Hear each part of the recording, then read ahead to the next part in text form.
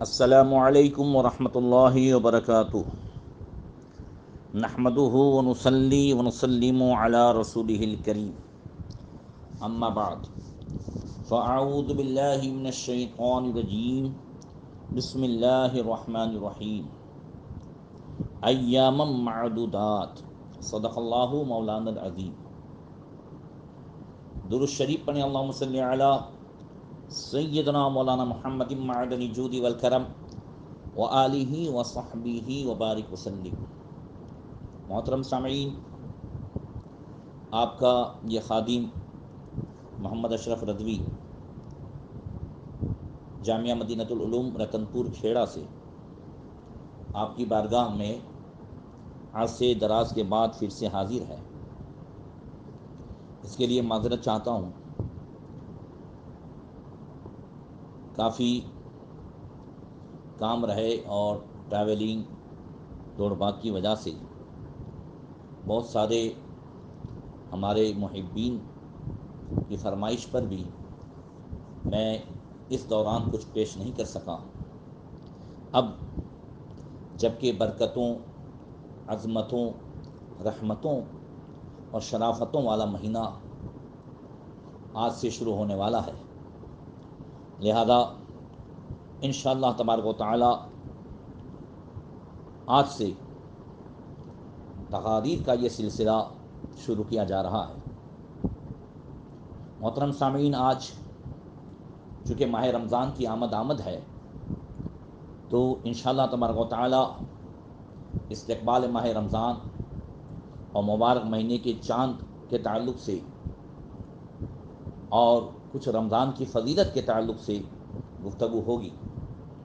گزشتہ سال میں نے تراویح کے فضائل اور کچھ مسائل، اور اگر گھر میں پڑھنی ہے تو اس کے بھی مسائل جو بیان کیے تھے، گزشتہ کل میں نے اسے گروپ میں شیئر کیا تھا۔ آج چونکہ برکت کے لیے میں یہ تذکرہ کر رہا ہوں کہ ابتدا ہماری عظمت والے اور برکت والے مہینے کے فضائل سے ہو، تاکہ نیکیوں کے اس سیزن میں ہمیں نیکیاں کرنے، روزہ، تراویح، تلاوت قرآن، اعتکاف اور صدقہ و خیرات، ایک دوسرے کی ہمدردی کرنے کے جذبات ہمارے اندر ابھرے اور حوصلہ زیادہ ہو، اس کے لیے انشاءاللہ تبارک و تعالی کچھ باتیں بیان کی جائیں گی۔ ماہ رمضان کی عظمتوں کا اندازہ اس سے لگائیں کہ رحمت للعالمین صلی اللہ تعالی علیہ وسلم کی مبارک زبان پہ ماہ رمضان کا تذکرہ کب سے آ رہا ہے۔ حضرت سیدنا انس بن مالک رضی اللہ تعالی عنہ سے روایت ہے کہ رجب المرجب کا مہینہ شروع ہوتا ہے اور حضور کی مبارک زبان پر رمضان کے تذکرے آ رہے ہیں۔ حضور نے جب ماہ رجب کا چاند دیکھا تو یوں دعا کی، اللہم بارک لنا فی رجب و شعبان و بارک فی رمضان، اور دوسرے حدیث میں ہے کہ وہ بلغنا رمضان، یعنی ابھی رمضان کے مہینے کے ابھی آنے کے پورے 2 مہینے باقی ہیں، اور ادھر زبان رسالت پر رمضان کے تذکرے ہونے لگتے ہیں۔ میرے کریم آقا صلی اللہ علیہ وسلم نے امت پر رحمت و شفقت کی انتہا فرما دی، اور آپ نے یہ دعا فرما کر امت کو آگاہ کیا کہ دیکھو رمضان کس قدر عظمت والا، برکت والا، عزت والا اور شان و مرتبت والا مہینہ ہے کہ 2 مہینے پہلے ہی اس کریم آقا نے اس کی برکتوں کو پانے کی دعائیں اور التجائیں کی۔ اے اللہ، ہمیں رجب و شعبان کی برکت عطا کر، اور ہمیں ماہ رمضان کی بھی برکت عطا کر، اور سلامتی و تندرستی کے ساتھ ہمیں رمضان کا مہینہ عطا فرما۔ اللہ اکبر۔ اور جب آقا کریم صلی اللہ علیہ وسلم چاند کو دیکھتے تو کیا فرماتے؟ ھذا ہلال و رشد و خیر، ہلال و رشد و خیر، آمنت بالذی خلقک، نسائی شریف کی حدیث ہے۔ آپ فرماتے کہ یہ دیکھو بھلائی اور خیر کا چاند نکل آیا، خیر و برکت کا چاند ہے، اے چاند جس نے تجھے پیدا کیا ہے میں اس پر ایمان رکھتا ہوں۔ اللہ اکبر۔ ماہ رمضان یہ وہ مقدس مہمان ہے۔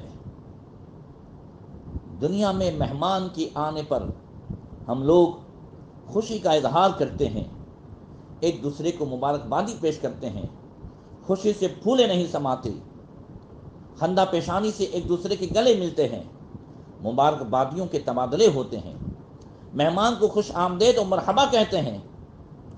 اللہ اکبر۔ تو نبی کریم صلی اللہ علیہ وسلم نے بھی رمضان المبارک کی آمد پر صحابہ کرام رضوان اللہ تعالی علیہ مجمعین کے درمیان کیا فرمایا؟ فرمایا آتاکم رمضان سید الشہور فمرحبا بہ واہلا، یہ مجمع الزوائد کی حدیث ہے۔ حضور نے فرمایا لوگوں تمہارے پاس وہ مہینہ آ چکا ہے جو تمام مہینوں کا سردار ہے، ہم اس کی آمد پر اسے مرحبا اور خوش آمدید کہتے ہیں۔ اندازہ لگائیں کہ جسے امام الانبیاء اور سردار عرب و عجم مرحبا فرمائیں، اس کی عظمت و رفعت کا عالم کیا ہوگا۔ اور ماہ رمضان کی آمد پر اللہ کے رسول صلی اللہ علیہ وسلم نے خیر و سلامتی کی دعا فرمائی۔ امت کی تعلیم کے لیے آپ نے کیا دعا فرمائی اسے دیکھیں۔ حضور فرماتے اللہم سلمنی من رمضان وسلم رمضان لی وسلمہ منی، یعنی اے اللہ مجھے رمضان المبارک میں سلامتی، صحت و تندرستی عطا فرما تاکہ میں تندرستی کے ساتھ، چستی کے ساتھ رمضان کے روزے رکھ سکوں، اور رمضان کو میرے لیے سلامتی اور حفاظت والا بنا اور اسے مجھ سے محفوظ کر دے، تاکہ کہیں میں اس میں گناہ، نافرمانی، بے ادبی اور نامناسب افعال بجا لا کر اسے ناراض نہ کر بیٹھوں۔ اللہ اکبر۔ یا آقا کریم صلی اللہ علیہ وسلم کی مبارک دعا صرف تعلیم امت کے لیے ہے، کیونکہ میرا نبی اور ہر نبی معصوم عن الخطا ہے، کوئی نبی بھی گنہگار، نافرمان و بے ادب نہیں، ہر نبی نیکی، فرما برداری، ادب، اعمال حسنہ، اخلاق کریمہ کا پیکر ہوتا ہے۔ وہ لوگ جو اس معزز مہمان کے آنے پر بھی غافل رہتے ہیں، کھیلوں میں پڑے رہتے ہیں، ان کے لیے آقا کریم صلی اللہ تعالی علیہ وسلم نے یہ تعلیم بھری دعا جو ہے ارشاد فرمائی۔ اللہ اکبر۔ نبی کریم صلی اللہ تعالی علیہ وسلم ماہ رمضان المبارک کے آنے سے پہلے، چونکہ یہ نیکیوں کا سیزن ہے، بہت سارے کاروبار جو سیزنیبل ہوتے ہیں، آپ جانتے ہیں کہ اس سیزنیبل کاروبار میں بندہ اس سیزن کے دوران کبھی غافل نہیں ہوتا، سستی نہیں برتتا، خوب محنت کرتا ہے۔ اس دوران شادی بیاہ بھی نہیں ہوتے، اگر کہیں رشتہ دار میں کسی نے شادی رکھ دی تو خاندان میں سے، گھر میں سے کوئی ایک چلا جائے، مگر دکان بند نہ ہو، لاری ہے تو بند نہ ہو۔ کیوں؟ اس لیے کہ یہ کمانے کی سیزن ہے، اور اس سیزن میں اگر سستی برتی تو سال بھر اس کا نقصان اٹھائیں گے۔ اللہ اکبر۔ دیکھیں، اگر سیزن میں آدمی تھکتا ہے، صبح 8 سے لے کے رات 12 تک بھی کام کرتا ہے، تھک جاتا ہے، گھر میں آ کے کہتا ہے تو گھر کے بڑے کہتے ہیں یہ آدمی اگر جو کرتا ہے سیزن میں تو سیٹ کہتا ہے، چند ہی دنوں کی تو بات ہے، پھر تو آرام سے رہنا ہے۔ اللہ اکبر۔ ماہ رمضان المبارک جو نیکیوں کا سیزن ہے اس کے تعلق سے بھی رب فرماتا ہے ایام معدودات، یہ گنتی کے تو دن ہے کہ کیسی سیزن کا، نیکیوں کے سیزن کا مہینہ ہے۔ نبی کریم صلی اللہ تعالی علیہ وسلم نے کیا فرمایا؟ سنیں، یہ آج کی بات نہیں، تصور کیجیے، یہ دور نبوی کی بات ہے، یہ ارض مدینہ کی بات ہے، میرے آقا کی ذات ہے، رحمت کی برسات ہے، نور بھرے لمحات ہے، صحابہ کی عجیب کیفیات ہیں، حسین احساسات ہیں۔ رمضان المبارک آ رہا ہے، صحابہ کے دلوں کو لبا رہا ہے، وہ استقبال رمضان کے لیے کمر بستہ ہیں، دیوانے مچل رہے ہیں۔ حضرت سلمان فارسی رضی اللہ تعالیٰ عنہ فرماتے ہیں کہ خطبنا رسول اللہ صلی اللہ علیہ وسلم فی آخر یوم من شعبان، وہ کہتے ہیں کہ رسول اللہ صلی اللہ تعالیٰ علیہ وسلم نے شعبان کے آخری دن میں وعظ فرمایا، جیسا کہ آج آخری دن ہے۔ حضور نے کیا وعظ فرمایا؟ فرمایا یا ایھا الناس قد اذلکم شہر عظیم مبارک شہر فیہ لیلۃ من الف شہر۔ اللہ اکبر۔ حضور فرماتے ہیں اے لوگو، تمہارے پاس عظمت والا برکت والا مہینہ آیا، وہ مہینہ جس میں ایک رات 1000 مہینوں سے بہتر ہے۔ جعل اللہ صیامہ فریضہ وقیام لیلہ تطوعا، من تقرب فی بخصلۃ من الخیر کان کمن ادى فریضۃ فیما سواہ ومن ادى فریضۃ فیہ کان کمن ادى 70 فریضۃ فیما سواہ۔ حضور نے فرمایا یہ وہ مہینہ ہے کہ اللہ تعالیٰ نے اس کے روزے فرض کیے اور اس کی رات میں قیام یعنی نماز پڑھنا تراویح اس سے سنت فرمایا۔ جو اس مہینے میں نیکی کا کوئی کام کرے، نفل کام کرے، تو ایسا ہے جیسے اور کسی مہینے میں فرض ادا کیا ہے، اور اس میں جس نے فرض ادا کیا تو ایسا ہے جیسا اور دنوں میں 70 فرض ادا کیے، 70 فرضوں کے برابر اللہ تعالیٰ ثواب عطا فرماتا ہے۔ نفل اور فرض کو آپ سمجھیں کہ فرض ہے، ڈیوٹی ہے، اور نفل ہے، اوور ٹائم ہے۔ اوور ٹائم آپ کریں تو ڈیوٹی کے برابر اس کا معاوضہ نہیں ملتا، ہمیشہ اس کا معاوضہ جو ہے وہ کم ہوتا ہے۔ آپ نے 8 سے 6 ڈیوٹی کی، اس کے بعد 3 گھنٹے اور ٹائم کیے تو 300 روپے مل گئے، 400 روپے مل گئے وغیرہ۔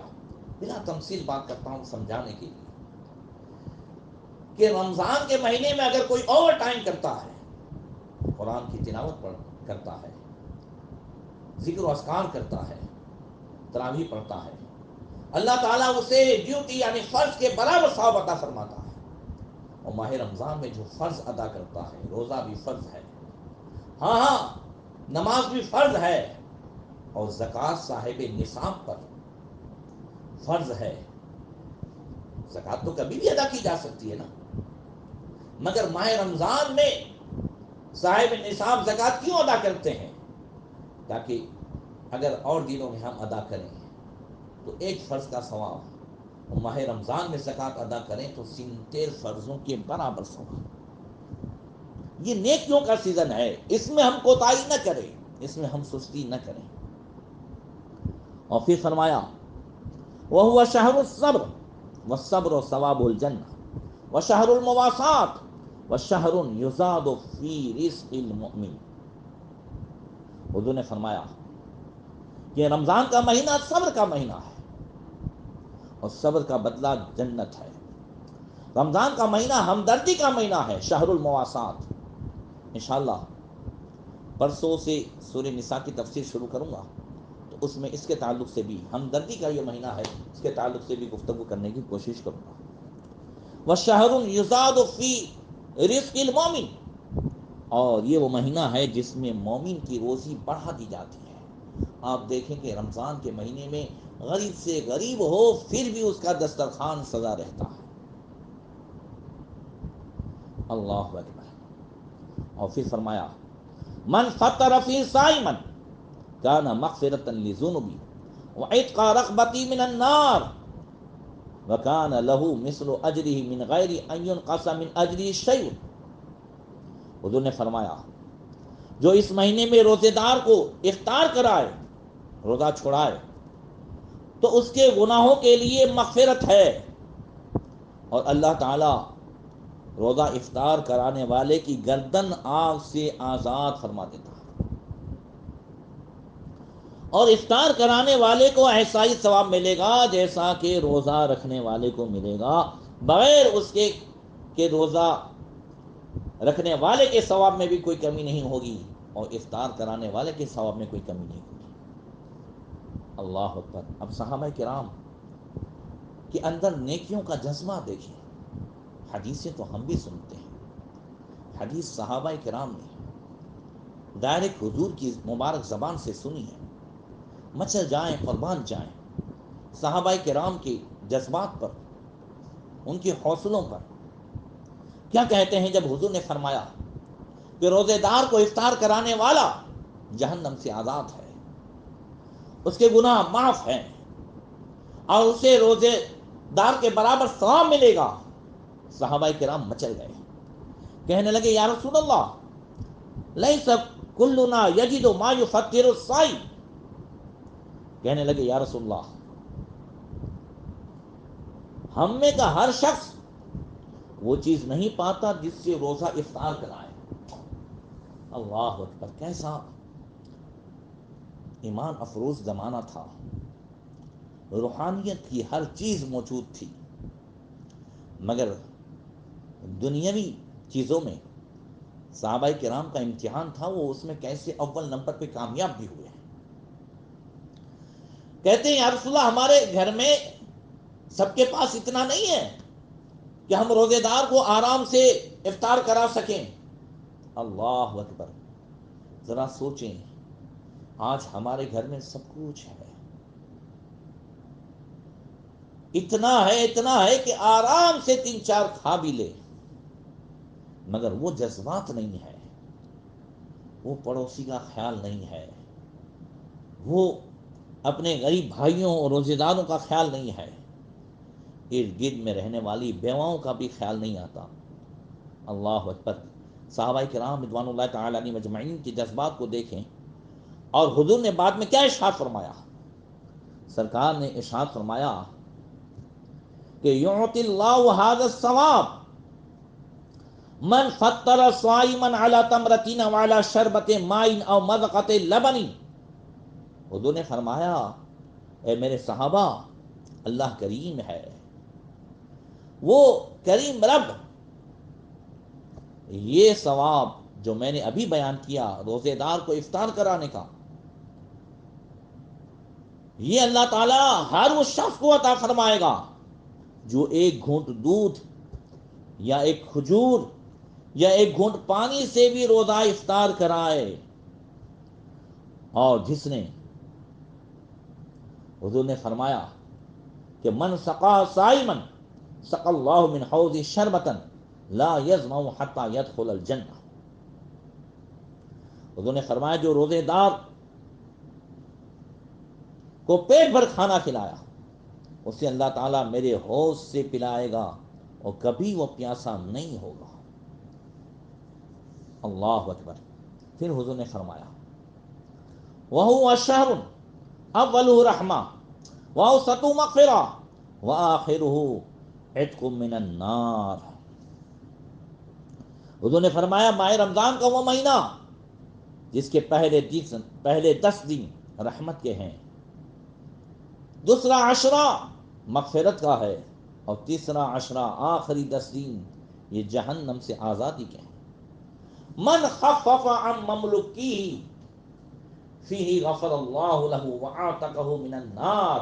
حضور نے فرمایا جو کوئی ماہ رمضان میں اپنے ماتحتوں کے لیے آسانی کرے، نوکروں پر آسانی کرے، غلام کا زمانہ تو نہیں رہا، مگر جو بھی ماتحت ہے، کام والیاں ہیں، کام کرنے والے ہیں، نوکر ہیں، ان کے لیے آسانی کرے، انہیں جلدی چھٹی دے دے، یا کچھ سونے کے لیے جو ہے ٹائم دے دے، یا جو بھی آرام دے دیں، یا قرآن کی تلاوت کے لیے، یا نماز کی جو ہے وہ پابندی کے لیے، جماعت سے نماز پڑھنے کے لیے اسے موقع دے۔ اللہ اکبر، حضور فرماتے ہیں اللہ تبارک و تعالی اس کی مغفرت فرمائے گا اور اسے جہنم سے آزاد فرما دے گا۔ پھر ماہ رمضان کی وظائف میں سے خاص وظیفہ سرکار نے ارشاد فرمایا کہ وَاسْتَغْفِرُوا فِيهِ مِنْ 4 خِصَالٍ خَصْلَتَيْنِ تُرْضَوْنَ بِهِمَا رَبَّكُمْ وَخَصْلَتَيْنِ لَا غِنَىٰ بِكُمْ عَنْهُمَا۔ حضور نے فرمایا کہ تم اس میں جو ہے 4 عمل خاص کیا کرو۔ 2 عمل تو ایسے ہیں کہ جس سے تمہارا رب راضی ہو جائے گا، تم اپنے رب کو راضی کر لو گے، اور 2 عمل ایسے ہیں کہ اس کے بغیر تمہیں چھٹکارا نہیں ہے۔ فَأَمَّا الْخَصْلَتَانِ اللَّتَانِ تَرْضَوْنَ بِهِمَا رَبَّكُمْ فَشَهَادَةُ أَن لَا إِلَهَ إِلَّا اللَّهُ وَتَسْتَغْفِرُونَهُ۔ 2 عمل جس سے تم اپنے رب کو راضی کر لو، وہ کلمہ شہادت اور استغفر اللہ پڑھنا ہے۔ اشہد ان لا الہ الا اللہ، استغفر اللہ زیادہ سے زیادہ پڑھنا ہے۔ وَأَمَّا الْخَصْلَتَانِ اللَّتَانِ لَا غِنَىٰ بِكُمْ عَنْهُمَا، اور 2 عمل جس سے تمہیں چھٹکارا نہیں، فَتَسْأَلُونَ اللَّهَ الْجَنَّةَ وَتَعُوذُونَ بِهِ مِنَ النَّارِ، تو تم رمضان میں زیادہ سے زیادہ اللہ سے جنت کا سوال کرو اور جہنم سے اللہ کی پناہ مانگو۔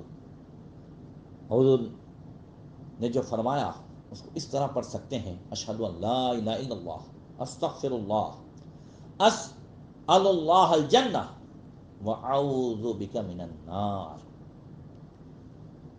حضور نے فرمایا کہ جنت کا سوال کرو۔ ماہ رمضان میں خاص روزے داروں کے لیے جنت جو سجائی جاتی ہے، حضور نے ارشاد فرمایا، مشکوٰۃ شریف کی حدیث ہے، فرمایا ان الجنۃ تزخرف لرمضان من راس الحول الى حول قابل۔ عبداللہ ابن عمر رضی اللہ تعالیٰ عنہ سے روایت ہے کہ حضور نے فرمایا کہ جنت شروع سال سے آئندہ سال تک رمضان کے لیے سجائی جاتی ہے، آراستہ کی جاتی ہے۔ فَإِذَا كَانَ أَوَّلُ يَوْمٍ مِّن رَمْضَانَ هَبَّتْ رِيحٌ تَحْتَ الْعَرْشِ مِن وَرَقِ الْجَنَّةِ عَلَى الْحُورِ الْعِينِ۔ جب رمضان کا پہلا دن آتا ہے، جیسے آج سے شروع ہوگا، تو جنت کے پتوں سے عرش کے نیچے ایک ہوا جنت کی حور عین، بڑی آنکھوں والی حور پر چلتی ہے، تو وہ حوریں کیا کہتی ہیں؟ فَيَقُلْنَا يَا رَبِّ اجْعَل لَّنَا مِنْ عِبَادِكَ أَزْوَاجًا تَقَرُّ بِهِمْ أَعْيُنَنَا وَتَقَرُّ أَعْيُنُهُمْ بِنَا۔ تو وہ حوریں کہتی ہیں، اے رب تو اپنے بندوں میں سے ہمارے لیے ان کو، یعنی رمضان میں عبادت کرنے والوں کو، روزہ رکھنے والوں کو، قرآن کی تلاوت کرنے والوں کو ہمارا شوہر بنا، جن سے ہماری آنکھیں ٹھنڈی ہوں اور ان کی آنکھیں ہم سے ٹھنڈی ہوں۔ اللہ اکبر۔ حضرات، ماہ رمضان کے وہ فضائل ہیں، مگر اسی کے ساتھ ساتھ اگر پھر بھی ہم نے غفلت برتی، ماہ رمضان میں اگر ہم نے سستی کی، تو پھر اس کا نقصان بھی کتنا بڑا ہے۔ میں نے کہا یہ نیکیوں کا سیزن ہے، اور سیزن میں آدمی جب غفلت برتتا ہے، سستی کرتا ہے، تو سال بھر یا زندگی بھر جو ہے وہ نقصان اٹھاتا ہے۔ ایسے ہی ماہ رمضان میں سستی کرنے والا کتنا بڑا نقصان اٹھاتا ہے۔ حضرت کعب بن عجرہ رضی اللہ تعالیٰ عنہ سے روایت ہے کہ نبی کریم صلی اللہ تعالیٰ علیہ وسلم نے ایک دن ارشاد فرمایا، احضروا المنبر، صحابہ ممبر کے قریب آ جاؤ۔ فحضرنا، کہتے ہم لوگ قریب آ گئے۔ فلما ارتقى درجة قال آمین، فلما ارتقى الدرجة الثانية قال آمین، فلما ارتقى الدرجة الثالثة قال آمین۔ ممبر شریف کی 3 زینے تھے۔ پہلے زینے پر، پہلے پگتھیے پر حضور نے قدم رکھا تو آمین کہا، دوسرے زینے پر قدم رکھا، آمین کہا، ممبر شریف کے تیسرے زینے پر قدم رکھا تو آمین کہا۔ فلما نزل، جب سرکار خطبہ دے کر کے نیچے اترے، صحابہ کہتے ہیں قلنا یا رسول اللہ لقد سمعنا منک اليوم شيئا ما كنا نسمع، یا رسول اللہ آج ہم نے آپ سے ایسی بات سنی ہے جو آج سے پہلے نہیں سنی تھی۔ حضور نے ارشاد فرمایا ان جبریل علیہ السلام عرض لی فقال بعود من ادرک رمضان فلم یغفر لہ۔ آقا کریم نے فرمایا کہ جب میں نے پہلے سیڑھی پر قدم رکھا تو جبریل امین میرے پاس آئے اور بد دعا کرنے لگے۔ کس کے لیے؟ 3 لوگوں کے لیے۔